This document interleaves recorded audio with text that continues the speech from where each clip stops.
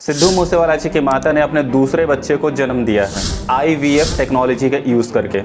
Government of India ने सिद्धू मूसेवाला जी की माता से IVF टेक्नोलॉजी का यूज़ करने का इजाज़त किसने दिया और इसके बारे में जो भी रिपोर्ट्स वगैरह है उसका डिटेल मांगा है। तो दोस्तों होता क्या है IVF टेक्नोलॉजी और क्यों भारत सरकार के द्वारा इनसे रिपोर्ट मांगा गया।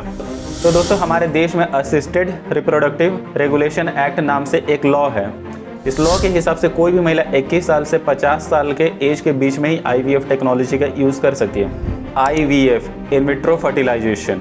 IVF टेक्नोलॉजी के लिए मेल के स्पर्म को और फीमेल के एग को लेबोरेटरी में पेट्री डिश में मिक्स किया जाता है और इनमें फर्टिलाइजेशन कराया जाता है। एक तरह से आर्टिफिशियल फर्टिलाइजेशन हो गया। और जब एग और स्पर्म दोनों मिल करके फर्टिलाइजेशन स्टार्ट कर देते और दोनों मिल करके जाइगोट फॉर्म कर देते हैं, तब इसे वापस फीमेल के वुम्ब में ट्रांसफ़र कर दिया जाता है। इस केस में सिद्धू मूसेवाला जी की माता चरण कौर जी का एज 58 ईयर्स हो गया है और लॉ के हिसाब से आप IVF टेक्नोलॉजी का यूज़ 21 से 50 ईयर्स के बीच में ही कर सकते हो।